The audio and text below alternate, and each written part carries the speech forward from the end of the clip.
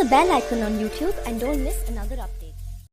எங்கடா பிடிச்சிங்க இவனுங்கள அட்டப்பாவிகளா? நல்ல வேளை முதலாம் உலகப் போர், ரெண்டாம் உலகப் போர் நடக்கும்போதெல்லாம் இந்த பயப்பிள்ளைக இந்த ஸ்டேஜில் இல்லை. அட்லீஸ்ட் கடந்த 50 வருஷமாவாச்சு இந்த ஸ்டேஜில் இல்லாதனால தான் நம்ம பல வேலைகளை நிம்மதியாக ஃப்ரீயாக செய்ய முடிஞ்சாட்டுக்கே அப்படின்னு அமெரிக்காவே நினைக்கிற அளவுக்கு இந்தியா தொடர்ந்து சம்பவங்கள் பண்ணிக்கிட்டே இருக்கு. அமெரிக்காவோட எந்த ஒரு வலையிலையும் சிக்காம இந்தியா வெற்றிகரமா 10 வருஷத்தை தாண்டி டிராவல் பண்ணிக்கிட்டு இருக்குன்னா இதுவே பெரிய அதிசயம், உலக சாதனை அப்படின்னு சொல்லலாம்.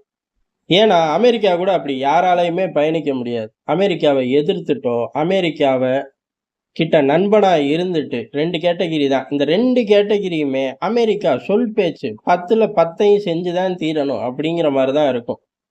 உதாரணத்துக்கு இஸ்ரேல் அமெரிக்கா நட்பு அப்படின்னா மிகப்பெரிய நட்பு அப்படின்னு சொல்லலாம் மேலோட்டமாக பார்த்தா. ஆனால் இன்டெப்த்தாக பார்த்தா மத்திய கிழக்கில் தொடர்ந்து அமெரிக்காவோட கை ஓங்கி நிற்கணும் அப்படிங்கிறக்காக தான் இஸ்ரேலை இவ்வளவு தூரம் வளர்த்து வச்சுருக்காங்க. மத்திய கிழக்கு மட்டும் கிடையாது, மத்திய கிழக்குலேருந்து வளைகுடா வரையுமே அமெரிக்காவோட செல்வாக்கு ஓங்கி நிற்கணும் அப்படிங்கிறக்க வளர்க்கப்பட்ட ஒரு நாடு தான். அதனால அது நட்பு அப்படிங்கிறத தாண்டி இன்டெப்தா இப்படி இருக்கும். சரி, இந்தியா அப்படி என்னதான் இப்ப சம்பவம் பண்ணுச்சு அப்படின்னா, இந்தியா சம்பவம் பண்றத ஒரு 2 நிமிஷம் கழிச்சு பார்க்கலாம்.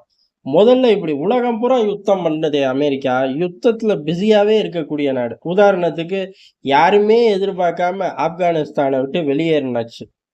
அப்படி வெளியேறும்போது கிண்டல் கேலி எல்லாமே இருந்துச்சு. உண்மையிலேயே அது ஒரு பேக் ஃபயர் தான். ஆனால் அதுக்கு பின்னாடி ஆப்கானை விட்டு அமெரிக்கா வெளியேறினதுக்கு அப்புறம் இந்தியா, சீனா, ரஷ்யா போன்ற நாடுகள் ஆப்கானிஸ்தானை நோக்கி பல விஷயங்கள் செய்ய வேண்டியது வந்துருச்சு.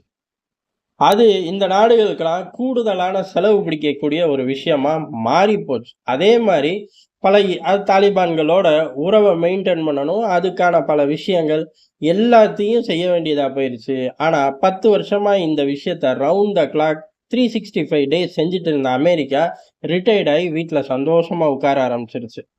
இந்த பேட்டர்னில் பார்த்தோம் அப்படின்னா அமெரிக்கா ஃப்ரீ ஆயிடுச்சு, நம்மெல்லாம் மாட்டிக்கிட்டோம் அப்படிங்கிற மாதிரி தான். என்ன ஒன்று, தாலிபான்கள் வீக்காக இருந்தனால 10 வருஷம் குகை வாழ்க்கையில் இருந்துட்டு அரண்மனை வாழ்க்கைக்கு மாறினனால எல்லாரும் கூட ஒரு அட்ஜஸ்ட்மெண்ட்டாக பயணிக்க ஆரம்பிச்சிட்டாங்க. அதனால நம்ம எல்லாரும் தப்பிச்சிட்டோம்.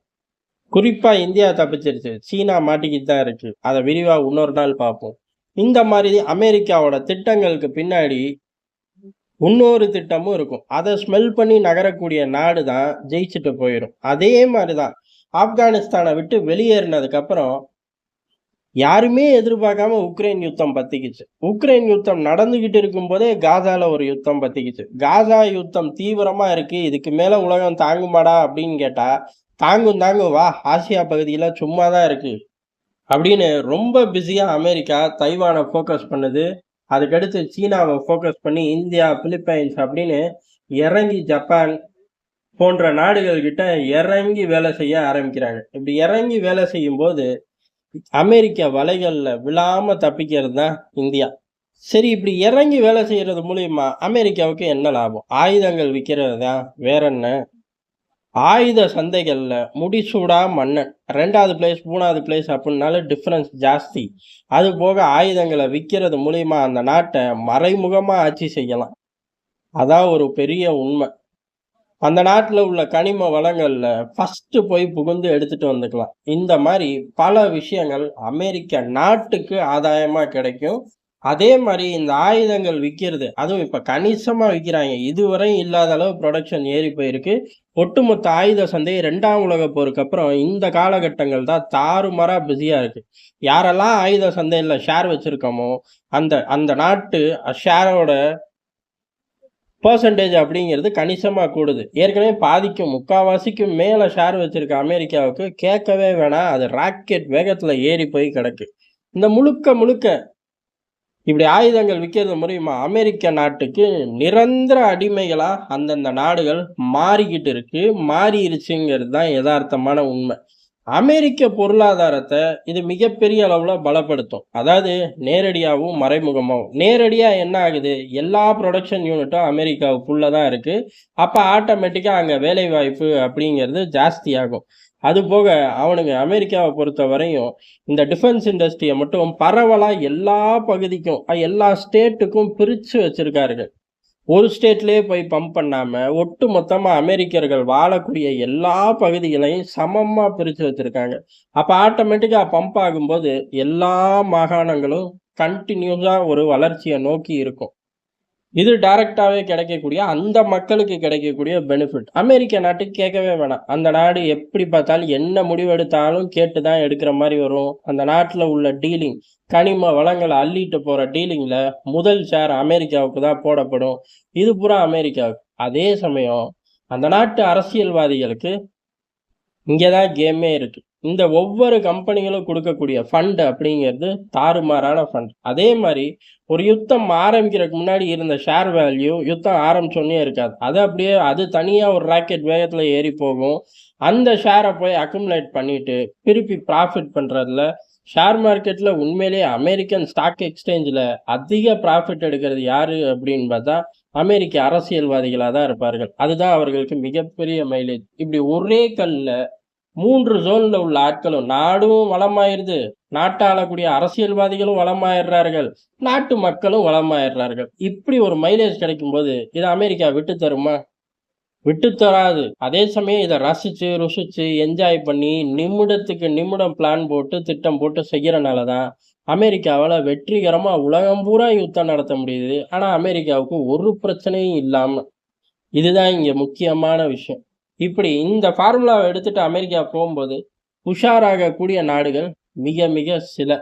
இப்படி எதிர்பாராம 2ஆம் உலகப் போருக்கு அப்புறம் மார்க்கெட் பிஸியா இருக்குன்னா, அத அமெரிக்கா விட்டு தருமா? பிஸியாவே வச்சுக்க தான் உக்ரைன் யுத்தம், அதுக்கடுத்து எதிர்பாராத காசா யுத்தம், இஸ்ரேல் யுத்தம் அப்டின்னாலும், அத தடுக்கிற மாரி தடுக்கிறது, திருப்பி வளர்த்து விடுறதும் அமெரிக்கா தான். உதாரணத்துக்கு இப்ப கரண்ட்டா நடக்கக்கூடிய விஷயத்தையே எடுத்துக்கலாமே. இஸ்ரேலோட பல நிறுவனங்கள் மீது அமெரிக்கா தடை அப்படிங்கிறத பரவலா ஃபிளாஷ நம்மளே பார்த்தோம். ஆனா ஆண்டனி பிளிங்கனோட சமீபத்திய விஜயம் இஸ்ரேலுக்குள்ள நடந்ததுக்கு அப்புறம் என்ன அப்படின்னா, அங்க போய் அவர் சத்தியம்தான் பண்ணியிருக்காரு. அதாவது எல்லா தடைகளையும் நீக்கிருவோம். குறிப்பா இந்த டிஃபென்ஸ் சம்பந்தப்பட்ட தடைகள் தான் நீக்கிறது தான் முதல் பிள்ளையார் சொல்லி. அதைத் தொடர்ந்து நிறுவனங்கள் மீது உள்ள தடைகள், தனிநபர்கள் மீது உள்ள தடைகள் எல்லாத்தையும் எடுத்துட்டு பழைய இஸ்ரேல் அமெரிக்கா தான். கவலையே படாத நண்பா அப்படின்னு சத்தியம் பண்ணிட்டு வந்திருக்காரு ஆண்டனி பிளிங்கன் நெதன்யாகு கிட்ட. ஏன் அப்படின்னா ஒண்ணே ஒண்ணுதான். முதல்ல நம்ம பார்த்த மைலேஜ் கேட்டகிரி தான். சரி, இவ்வளவு பீக்கா பார்த்ததுக்கு அப்புறம் ஒரு பிசினஸ் மேனுக்கு என்ன ஆகும்? இந்த மார்க்கெட்டை அதே ரேஷியோல வச்சுக்கணும், இல்ல இன்னும் பூம் பண்ணணும் அப்படின்னு நினைப்பார்கள். அப்படிதான் ஆசியா பக்கம் வந்து ரவுண்ட் அடிக்கிறார்கள். எந்த காலத்துலயும் இல்லாம ஆசியால ஒரு ஃபிளாஷ் பாயிண்ட்டை வச்சுக்கிட்டு ஒர்க் அவுட் பண்ணோம்னா அமெரிக்காவோட புத்தி என்னங்கிறது எல்லாருக்கும் தெரியும். உதாரணமா இப்ப கூட்டணியில இருக்கக்கூடிய நாடுகள் அப்படின்னு பார்த்தா, ஜப்பான் கேட்கவே வேண்டாம். அணுகுண்ட இந்த உலகத்துல முதல்ல உபயோகிச்சது யாரு அப்படின்னா அமெரிக்கா. அதை வாங்கி இன்னைக்கு வரையும் அனுபவிச்சுக்கிட்டு இருக்கிறது யாரு? அதாவது அதோட நெகட்டிவ் இம்பாக்ட அனுபவிக்கிற நாடு அப்படின்னா ஜப்பான் தான். ஜப்பான். அதே மாதிரி இந்தியா. இந்தியாவை பொறுத்தவரை இந்தியா அமெரிக்க உறவு அப்படிங்கிறது புது நண்பன், பழைய நண்பன் எல்லா கேட்டகிரிலையும் அமெரிக்காவை வச்சு நம்ம அளவு பார்க்கலாம். ஏன்னா அமெரிக்கா நமக்கு அவ்வளவு செஞ்சிருக்கு.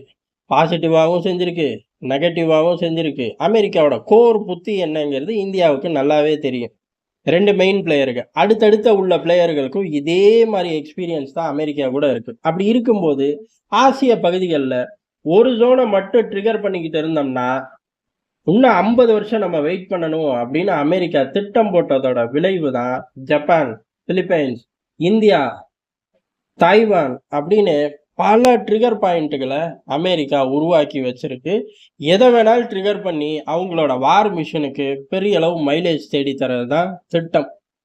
என்னதான் அமெரிக்கா ஒரு விஷயத்தை நோக்கி போனாலும் அதுல சில விஷயங்களை உருவி அந்தந்த நாடு மைலேஜ் எடுக்கலாம் தனி கதை. ஏன்னா சீனாவுக்கு எதிராக போகுது, அதை ஆட்டோமேட்டிக்கா நம்மளால மைலேஜா மாத்திக்க முடியும். ஆனா இந்த ட்ரிகர் பாயிண்ட் அப்படிங்கிறது இந்திய எல்லைகள் ட்ரிகர் பாயிண்ட் ஆக்குறத இந்தியா விரும்பல. இந்தியா அரசாங்கம் அப்படிங்கிறது அப்படியே அந்த ட்ரிகர் பாயிண்ட்டை தூக்கி எங்க இந்திய சீனா எல்லையில இருக்கக்கூடிய ட்ரிகர் பாயிண்ட் அமெரிக்கா யதார்த்தமா உருவானதை பெரிய ட்ரிகர் பாயிண்டா மாத்தலாம்னு நினைச்ச அந்த ட்ரிகர் பாயிண்ட்டை தூக்கி அப்படியே திபெத் பகுதிகளில் வச்சுட்டோம். இப்ப எப்படி ஒரு களத்துக்குள்ள அமெரிக்கா போர் செய்யும், ஆனா அந்த களத்துக்கு வெளியில தான் அமெரிக்கா இருக்கும். அமெரிக்காவுக்கு எந்த பாதிப்பும் இருக்காது அமெரிக்க மெயின்லாண்டுக்கு, அமெரிக்காவோட சொத்துக்களுக்கு. ஆனா அந்த யுத்தத்தை முழுவதும் நடத்துறது அமெரிக்காவா தான் இருக்கும். உக்ரைனை இப்போதைக்கு சமீபத்தை உதாரணமா எடுத்துக்கலாம். அதே மாதிரி தான் இந்த 3 டிகர் பாயிண்ட்டுகளையும் அமெரிக்கா எண்ணி உருவாக்கி வச்சுச்சு. ஆனா இதுல ஜப்பான், தைவான்லாம் வெவ்வேறு கதைகளுக்குள்ள வந்தாலும் மெயின் அஜெண்டா இதான். அப்படி நம்ம பகுதிகள்ல வச்ச ட்ரிகர் பாயிண்ட்ட நம்ம ஷிஃப்ட் பண்ணி திபெத்துக்குள்ள வச்சுட்டு, இப்ப நம்மளும் வெளியில நிக்கிறோம். அமெரிக்கா கூடவே நிக்கிறோம். இத சத்தியமா அமெரிக்கா எதிர்பார்க்கல. ஆனா இந்த திட்டத்த பிரேக் பண்றது அமெரிக்காவுக்கு மிகப்பெரிய டேஞ்சர். பேக் ஃபயரையும் தாண்டி டேஞ்சர் ஜோனுக்குள்ள போயிருவாய்ங்க. அதனால தான் அமெரிக்கால நல்ல வேளை இவனுங்க 1ஆம் உலகப் போர், 2ஆம் உலகப் போர்ல இந்த ஸ்டேஜ்ல இல்ல. அட்லீஸ்ட் கடந்த 50, 60 வருஷத்துலயும் இந்த ஸ்டேஜ்ல இல்லாம இருந்தது, நமக்கு ஏகப்பட்ட மைலேஜ சோலோவா அனுபவிக்கிற காலமா மாறிப்போச்சுன்னு வெள்ளை மாளிகை முனங்கறக்கு இதுதான் காரணம். இது ஏறக்குறைய அமெரிக்கா கண்கள்லயே விரல விட்டு ஆட்டுற மாரி தான். எப்ப அப்படின்னா, நம்மளுக்கு எதிரா, இல்ல நம்மள ஆக்ரோஷத்தோட, இல்ல நமக்கு பாதகமா பார்க்கும்போது இந்த வேலைய இந்தியா பண்ணி, இன்னைக்கு அமெரிக்கா ஒரு களத்த செட் பண்ணிட்டு வெளியில நிக்கிற மாரி, இந்தியாவும் நிக்குது அப்படிங்கிறது தான் எதார்த்தமான உண்மை. ஒரு மிகப்பெரிய யுத்தத்த நோக்கி உலகம் போகுது. ஏற்கனவே 4 வருஷம் முக்கியமான காலகட்டம்னு இந்திய வெளியுறவுத்துறை அமைச்சரே அறிவிச்சாரு. அப்படி இருக்கும்போது, அமெரிக்க வார் மிஷின் அப்படிங்கிறது ஆசிய பகுதிகள்ல ஃபோக்கஸ் பண்ணும்போது, அமெரிக்க வார் மிஷனுக்கு பக்கத்திலே இந்தியாவும் ஒரு வார் மிஷனா மாறி, அமெரிக்கா எடுக்கக்கூடிய யுத்தத்துல எடுக்கக்கூடிய அம்புட்டு மைலேஜையும் இந்தியாவும் எடுக்க தயாராயிருச்சு அப்படிங்கிறது தான் எதார்த்தமான உண்மை.